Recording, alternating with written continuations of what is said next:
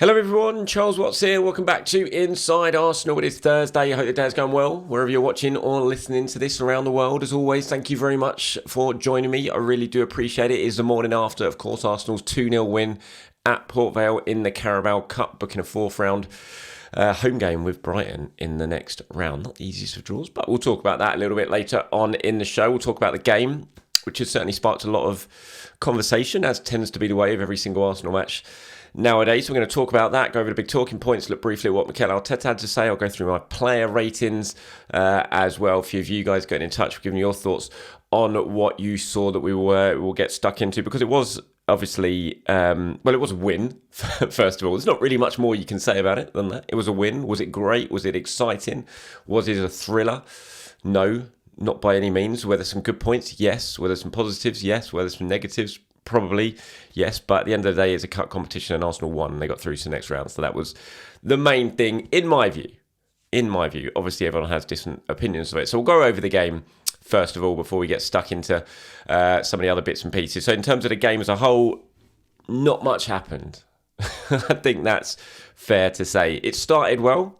I thought for the first sort of 5 minutes or so, Port Vale actually, for the only time really in the game, properly attempted to press Arsenal pretty high up the pitch and attack Arsenal, and that actually gave Arsenal a little bit of space. And those first sort of 15-20 minutes, I thought Arsenal looked pretty good. They played some pretty slick football. They scored a lovely goal, obviously a really big moment for Eze. Great for him. You could see what that meant to him, and he said afterwards that he'd been working a long time to get to that moment. So that was a really good, a nice moment of the day, of the night. It was a good finish by Eze, passed it into net. Good move from Arsenal, worked it from right to left, got over to Martinelli. He played it in. I don't think Lewis Skelly got enough or as much on the little flick that he wanted to, but it still worked perfectly. Fell into the path of Eze, and it was a great finish from Eze in one of those more sort of central areas that he was playing. And yesterday just passed it into the net. And at that point, given that was what I think about 8 minutes, you thought, well, great, you got a goal now early on, sort of killed the atmosphere in the ground, sucked the life out of that.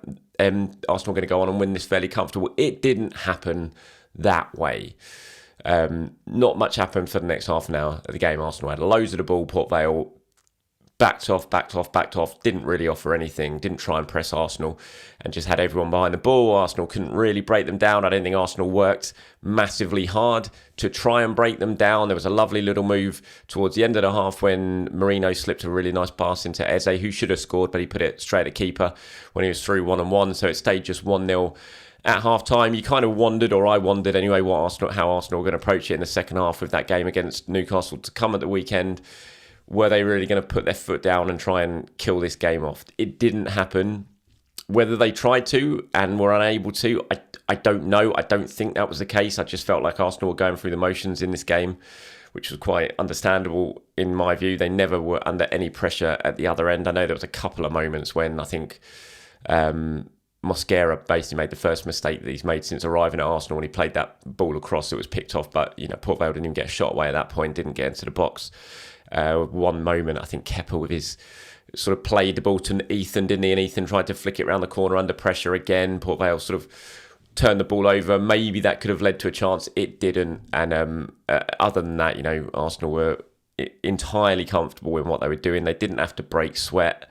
They eventually got the second goal late on. Leandro Trossard, lovely goal by him. Nice ball by Saliba. Brilliant touch from Trossard, who come off the bench and cut inside his man and drilled it into the bottom corner. As Trossard tends to do when he comes off the substitutes bench, he makes a difference, and it was a really, really good goal. And there was a chance before that with Gyökeres when Downman played him through, and Gyökeres probably took just a little bit too much time before he got shot away. It was brilliant defending by the defender, got back and made the block. It was a nice ball by Downman to set that chance up. But other than that, it was a 90-minute game that kind of passed us all by. Job done, clean sheet, 2 nice goals, no injuries, and you move on. That's kind of how I looked at this game. And I'm never going to sit here and tell people how they should watch the game or how they should feel after a result, because football's all about opinions and everyone has their own opinions on how they view things and what they want to see from their team. And I absolutely understand that. I can only express how I kind of feel watching this sort of game and how I just don't get the levels of sort of anger when you sort of... My broadband, as you know, is absolute nightmare at the moment. And I've basically, from about 8 o'clock onwards, I struggle to look at the internet at the moment. Hopefully that's going to get fixed tomorrow when I'm getting new broadband fitted. So I was kind of unaware of how this game was being viewed by the prism of other Arsenal fans that I can kind of connect with and view on my phone, because I wasn't really on it. I'm unable to really sort of gauge. And I was at home. I wasn't at Port Vale for the game. And when I finally did get on later on in the day, after the game, I'd managed to put a tweet out at the end, just sort of giving my thoughts on it. And then I sort of logged back on, I don't know, about half an hour later, and I was really surprised at the level of sort of anger and frustration and everything like that at the performance. It just feels to me, I think I'm gonna struggle to enjoy this season. I kind of feel like I'm going to struggle to enjoy this season if I let myself get too caught up in how other people are viewing Arsenal, I think. And again, that's not me telling people how they should view Arsenal.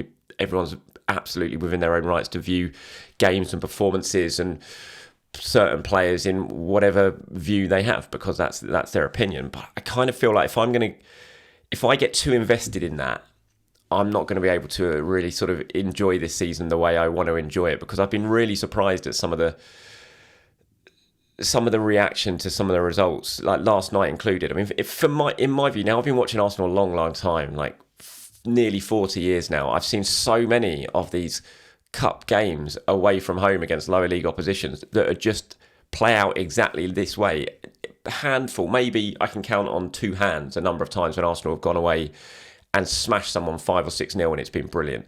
More often than not, it's a game like last night where you just go, you get the job done, you score a couple of goals, you cruise through, and you're done. Look at Man City. They did that last night against Huddersfield. Look at Tottenham at home to Doncaster yesterday. They did that. They got a third goal in the last kick of the game, basically. I think the second goal they scored was an own goal as well. You look at Liverpool the night before against Southampton at home. You just, every so often you'll smash someone 5 or 6-0, but more often than not, it's just like last night.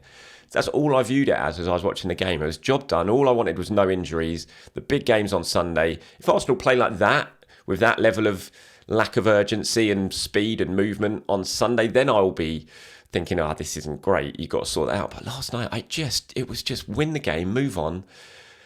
And that's it. Job done. Was it fun? Did I really enjoy the game? No, because there wasn't much to really get enjoyment from, because it was just a nothing game. It was just win, move on, don't get any injuries, don't get out of second gear, give players who hadn't started a game all season some minutes.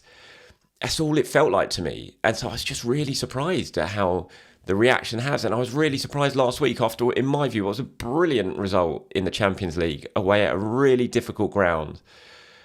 When on the first day of the tournament, when they were so up for it, and Arsenal ground them down, won the game, came away from home with a brilliant result to start the Champions League campaign. And yet the reaction was I was just so surprised at it. And so I think it's a level of expectation this season. I think everyone's been swept up in we've got to win, have to win this season. The narrative that's being pushed far and wide about how Arsenal play and all that stuff. I think people are just getting so into that I don't know. In my view, I'm just going to struggle. I just really feel like I'm going to struggle if I get too caught up in it. So I'm just going to try and it's hard for me to remove myself from it too much, because obviously I'm on social media a lot. I need to be. It's my job and all that sort of stuff. But I'm going to really try, I think, this season and just try and enjoy the season and enjoy the ride and see where it goes, without getting too caught up in everything else and all the noise, because there just seems to be so much noise. There seems to be so much pressure, so much scrutiny, so much just, it's not just about winning it. It's like, if you don't win, it's an absolute nightmare, which is understandable. But if you do win, it still feels like it's an absolute nightmare, unless you've scored 5 goals, 6 goals and played unbelievable football every single game. So, yeah, that's just how I feel this morning about it. I hope I'm expressing myself well enough to understand, because I'm trying to sum up my thoughts this morning after that game, because let's face it, there's more. I think that's more interesting thing to talk about than the game itself, because the game wasn't interesting. So yeah, that's how I view it. Anyway, in terms of what Mikel Arteta had to say after the game, he said something that we discussed before the game. I think what was at stake in this game is your reputation as a club, as a team, as an individual. We play these types of games. I've been here long enough to understand it's going to be very tricky. I think we started really well, scored, were very dominant, had another 3 or 4 chances that we didn't manage to score. I'm not sure about 3 or 4 chances. I think there was 3 or 4 opportunities that had Arsenal worked the ball better, they'd have had an opportunity to score. I can only really think of the Eze one in the first half, which you can really label as an opportunity in terms of a shot at goal. In the second half, we lost a little bit of grip in the game, especially with the direct play, with all the throw-ins from the sidelines and winning territory. We lacked a bit of dominance and control. With a few adjustments, we got that back and we scored a beautiful goal. Good ball from Willie, and the quality of Leo on the finish is top drawer. In general, happy with a win, clean sheet, debut for Kepa. Ebbs' goal is first for the club, and the fact we're even making 9 changes, we can still perform very well. And that's kind of how I view it, I have to say. At the end, just a win, happy with that, clean sheet, got some minutes in players who really needed minutes, who I think did look rusty. I thought Saka looked rusty, I thought Saliba looked rusty. Lewis Skelly at times I thought looked a little bit rusty, you know, and they're all really important minutes for these players, and none of them got injured. They all played, Arsenal won, and they got through to the next round. I just don't think there's that much more to really, really worry yourself about after a game like that. Again, you know, it was only a couple of games ago, I came away from Arsenal, Nottingham Forest, and I was delighted. We played really well, scored some good goals, won 3-0. Since then, we won in the Champions League. Disappointed not to beat Manchester City, but look, it's a draw against Manchester City. It's not the end of the world, and they've won another game yesterday. So it's not. It just doesn't feel like. I just feel like the level of what I'm seeing, and anger and frustration and discourse, it just feels like a little bit over the top from what's actually going on and results on the pitch. So player ratings wise, as you can imagine, not the greatest. It wasn't, you know, no one stood out. No one's over a 7. It's just all 6s and 7s for me. I gave Kepa a 6, White a 6. Mosquera a 7. I know he made that one error, but other than that, I thought he had a really solid game. Mosquera. Saliba, I just thought looked a little bit rusty. There was a couple of passes to Ben White, sort of in a row in the second half that he overhit and put straight out of play. He almost got caught in possession one time in the first half. He just looked a little bit, he wasn't 100%, and that's totally understandable. He's been out for a long, long time. He's only just come back at the weekend, and he's still working his way back to his best. Lewis Skelly, I gave a 6. Did some nice things. Lewis Skelly looked a bit rusty at times as well. Obviously got the assist for the goal. Norgard, I gave a 7. Thought he had a decent enough game. Norgard for his first start. Nwaneri, thought started brightly, faded out of the game after that. I gave him a 6. I gave Eze sort of 7 as my man of the match, but you know, there wasn't really a sort of standout performer, I don't think, in the game itself. But I gave Eze the sort of star man. He got his first goal. The others I gave 6s up front, so Saka, Martinelli, and Marino. Saka, I didn't think was anywhere near on it. Obviously went off after an hour, which Mikel said afterwards was planned. I thought that would be the case. I had a feeling he would start. I thought 60 minutes would be the number they were looking at ahead of the game against Newcastle at the weekend. Why on earth Saka was getting booed every time he got the ball, I just don't understand. I'm all for sort of fan banter and everything like that, but why would you just sort of single out Bukayo Saka to be booed? He's like an England player, has done everything he possibly can for England, has salvaged situations for England all the time. I just don't know why on earth do you go out to boo Bukayo Saka of all players? I don't get that. So yeah, gave him a 6. Martinelli, again, I thought was bright in the first half, sort of faded a bit after that. Marino, I gave a 6. Nice little, we should have got a nice assist for Eze, didn't happen. Would have much rather have seen Martinelli play up front as a striker in this game. I have to admit, when I first saw the lineup, I was like, oh, that could be good. We'll see Saka on the right, Martinelli as a striker, Eze on the left with Ethan behind. You know, maybe, you know, Mikel could have been different in the system or in the shape for that one. So it was a bit disappointing to see Marino as a striker, but you know, it's Mikel Arteta at the end of the day. So I'm not overly surprised. In terms of the subs that came on, Gabriel, Gyökeres, Trossard, Rice and Dauman. Dauman obviously had that lovely little ball over the top for Gyökeres. Good run from Gyökeres. Couldn't quite get it under control quick enough, or I don't know, you know, when you look at it and think, what could he have done a little bit differently there? Because that's the sort of opportunity you want him in the side for. Brilliant run, got picked out early, just didn't quite get it out from under his feet or get his shot away quick enough and allowed the defender to get back. But it was a nice run, looked pretty sharp, which was good. And yeah, Dauman I thought was quite eye-catching as always when he did come on. So those are my player ratings. Just going through what some of you guys have had to say before we move on to chatting about the draw for the next round. Casey Lundy says, hey Charles, firstly a win was the most important thing today. However, like a lot of games, tonight was very frustrating. I can't understand 6 years into the process and a lot of money spent, how we look like a team that just passes sideways and backwards and creates very little. It's extremely uninspiring and boring to watch. I hope this doesn't become a trend. AFC Cape Town says we're boring to watch. Football governing body needs to save us from the centre-backs 1, 2, 3, 4 passes. They eat up so much time and gives the manager an excuse to be negative with the team play. Nostradana says Eze gelling into the team made total sense, but it's ridiculous having only Dowman as a non-first team regular at Vale Park. Then we wonder why so many people look tired or get muscle injuries. I'm not sure if the Newport EFL Trophy game genuinely prevented others from taking part in the Port Vale game, but to bring Gyökeres and Gabriel on for the last 25 minutes was mind-numbing. Should have had a clear agreement for our academy teams for this one. Yeah, I kind of see that, but I just think with the state of Arsenal's squad now is that whoever plays is going to be an extremely strong team. I mean, it made 9 changes yesterday.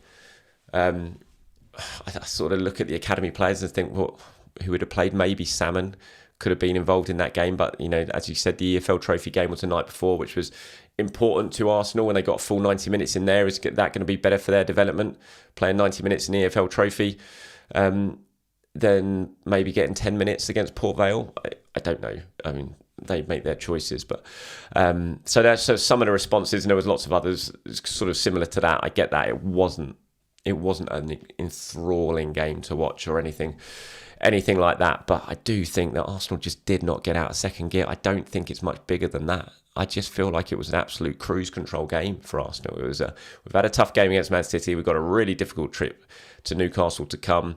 We're going to make a lot of changes. There's players who haven't played for a long time are going to be involved, and it just felt like one of those games, one of those cup games that just happens. It's just a win against a lower league team, and you move on without any real scares or fears. I just felt that was all it was last night. I'm just not sure it sort of deserves or warrants any more scrutiny than that. So the draw for the 4th round, not the greatest from an Arsenal point of view. Home to Brighton, and Mikel saying afterwards, well, the positive is it's home, which is always a good thing, but it'll be a difficult game, and it will be. I mean, Arsenal, we all know Arsenal's record at home to Brighton is pretty poor over recent years. I think they've won 2 of the last 8 at the Emirates against Brighton, so Brighton certainly won't be worried coming to the Emirates for this game. It's a game as well that you'd think Brighton, they're not in European football this season.